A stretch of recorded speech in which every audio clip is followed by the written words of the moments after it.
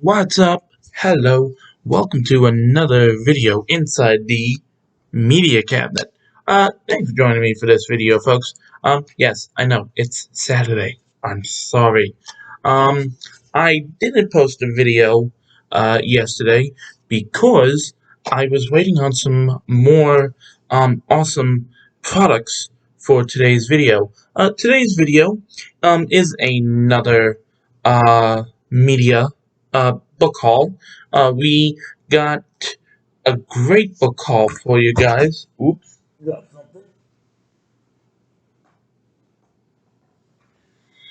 We got an awesome book haul for you guys. Ooh, look at that. That's a nice stack right there. And before I get into this book haul, as always, I just want to say, if you are a lover of all things hard physical media, including movie novelizations, video games, 4Ks, Blu-rays, and steelbooks, and Funko Pops, make sure you hit that subscribe button, give a like, and leave a comment. This is the channel for you if you like all that stuff. So, before I get to the books, I want to shout out one product that I have that is not a book, but it falls in a video game region, and that is the one video game pickup that I did yesterday at Best Buy. I finally picked up a copy of Kirby and the Forgotten Land. The game cartridge is right now in my Nintendo Switch. I've been playing this for a while. I played the demo, and the demo is what encouraged me to pick up this game. I've always loved Kirby. I never really played any of the original Game Boy Advance versions, Game Boy Colors. When I was young, I had a Game Boy SP and a Game Boy Advance, and I went to Toys R Us, and I had a decision between Kirby or Jimmy Neutron game called Jimmy Neutron and the Attack of Negatron, or Jimmy Negatron. Sadly, I went with Jimmy Neutron, which was an absolute terrible game. I should have went with Kirby. But what's cool about this is next to Kirby Star Allies, I don't think Kirby has had a proper Switch game, if I'm correct. I think Beat 'em Ups said that in one of his videos. But this game is really fun. It's a great platforming 3D game. Kirby is in a brand new world. He landed from a mysterious portal. But this is very enjoyable. Um, got some fun art on the back, which showcases, copy enemy abilities and transform them in different ways. And now you can inhale new things in mouthful mode, including a car, a soda machine, a ring, and a traffic cone. And of course, two-player mode is enabled on this. It can be played on your TV, on the Switch itself, on the Nintendo Switch Lite, and can also be used with a Nintendo Switch Pro controller compatible. It also does feature usage of Amiibo, although I saw something recently on a Facebook post or Twitter post that I think Amiibo is starting to go away. That could be false. So, let's pop this open real quick. Like I said, the cartridge is in my Nintendo Switch already. Nothing really exciting, just a white cartridge with the game logo. But what I do like about this is actually on the inside. You have some nice artwork on the inside. So, yeah, just thought I would shout this out real quick in my love for video games and my love for Nintendo and Kirby. The last game that I picked up for my Switch. Actually, I can't remember what was the last game that I picked up for my Switch.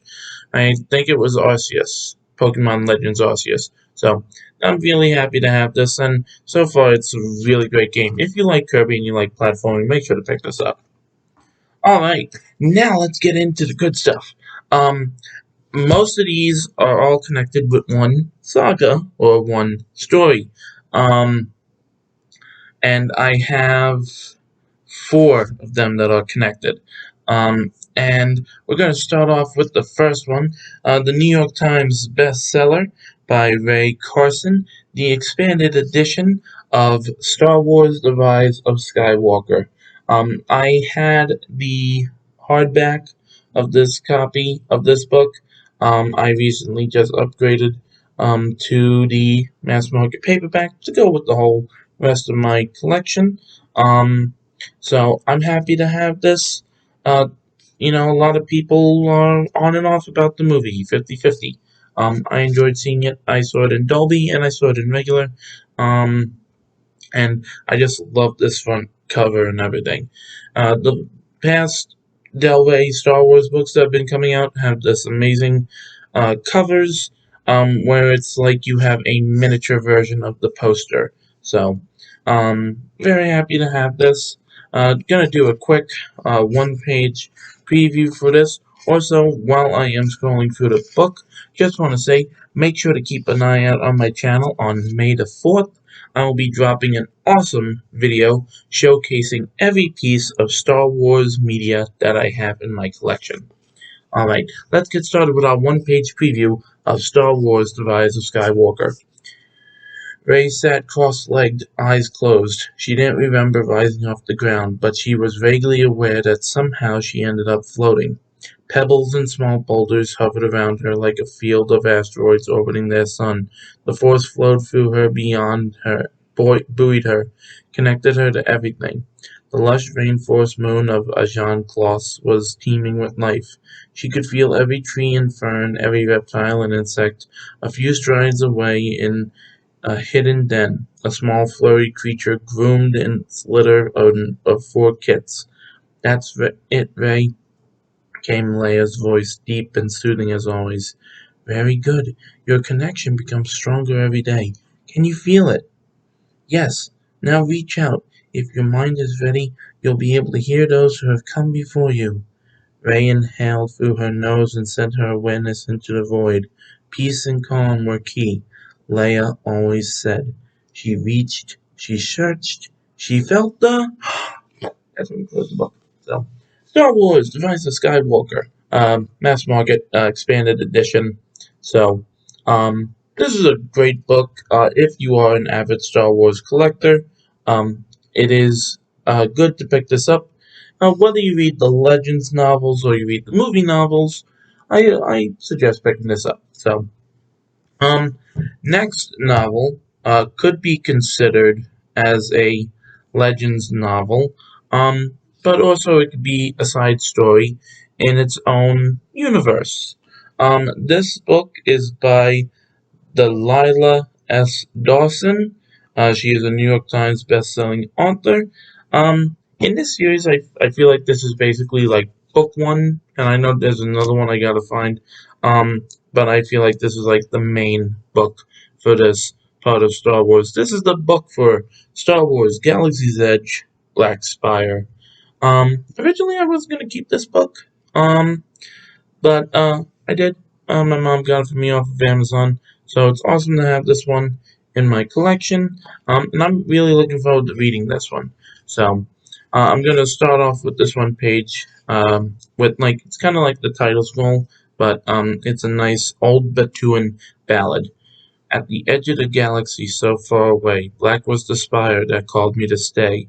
A beacon for drifters forgotten and lost, the spires summoned those broken and tossed. Come stay here forever or just pass on through. The spirit of Black Spire will forever change you. And now we start with Chapter 1. Chapter 1, Hidden Resistance Base, the car. The life of a resistance spy was all about excitement, or at least that's what Vi Morta signed up. That and the chance to do some good and strike back at tyranny. As Vi stood outside the office of General Leo Organa, she was as anxious to see what her next assignment would be. She was getting that old restless feeling and needed something to do, something real. On Major Colonna's orders, she spent the past several weeks recuperating from her last mission, and she was itching for activity beyond debriefing pilots and gathering intel from their droids on enemy firepower. and fighting uh, pow, prowess? I don't know. They knew the First Order was out there and supposedly unbeatable, but did they did they really need to keep reaffirming that though through numbers? Vi liked being an underdog, but she didn't necessarily want to know the odds. Come in, Magpie. And that's our one-page preview for Galaxy's Edge: Black Spire. There's another book. I think it's the sequel to this book. But if you like Disney parks and you like Star Wars: Galaxy's Edge, pick up this book. It's got a fun little advert at the back for the data pad. Next, these next two books I have been waiting to get to finish up my Star Wars collection, and I'm happy I just got them today. New York Times bestseller are a Salvatore based upon the story by George Lucas and screenplay by George Lucas and Jonathan Hales. We have Star Wars Episode 2 Attack of the Clones. And I'm going to read a quick quote from the back from USA Today. The Force is still with the Star Wars saga. So, alright, and let's get into our one-page preview for this. It's going to basically be the... We'll do the... let's see. I'll read the first page of the prelude. His mind absorbed the scene before him, so quiet and calm and normal. It was the life he had always wanted, a gathering of family and friends. He knew that they were just that, though the only one he recognized was his dear mother. This was the way it was supposed to be. The warmth and the love, the laughter and the quiet times.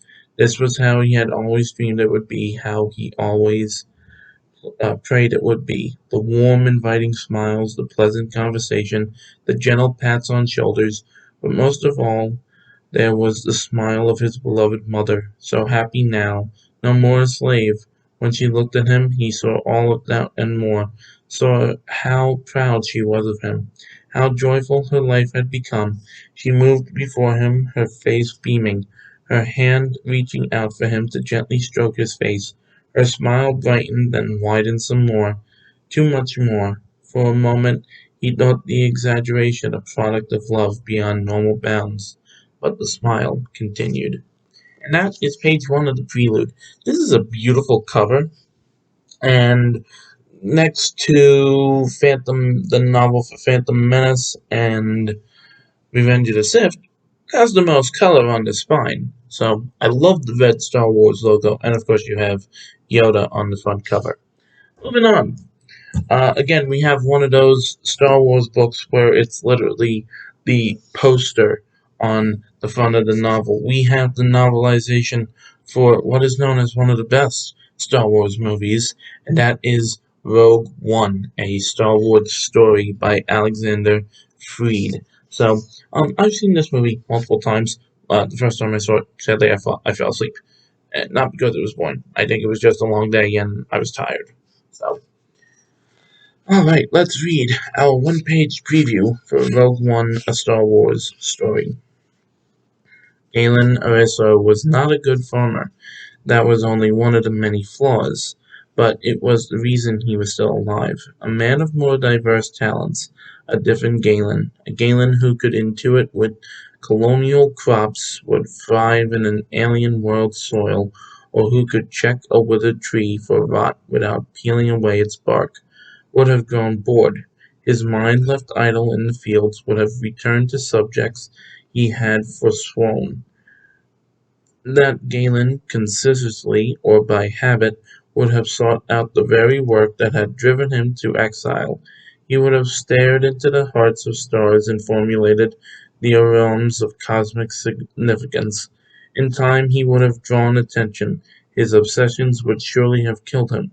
Yet an unskilled farmer was anything but idle. So the true Galen, the one who inhabited the realm of reality instead of idle fantasy, had no trouble filling his days on Lamu without succumbing to temptation. He took bacterial samples off boulders left by prehistoric volcanoes and looked in awe at the ever... That's where we close. So, Rogue One, a Star Wars story. Movie is good, book is good, from what I've heard so far. And you got Alan Tudyk as the droid. So, forget the name of the droid. Down to our last two. Woo! Um, when I did my big book haul, I got the second novel to this collection. Now I have the first. 20th Century Fox presents a feature film starring David Duchovny and Gillian Anderson. Screenplay by Chris Carter, story by Chris Carter and Frank Spotness. By Chris Carter, adapted by Elizabeth Hand. We have The X-Files, Fight the Future, the official novelization. This has some pictures in it, a little bit just showcasing the best that I can. Might just be able to show off one. So,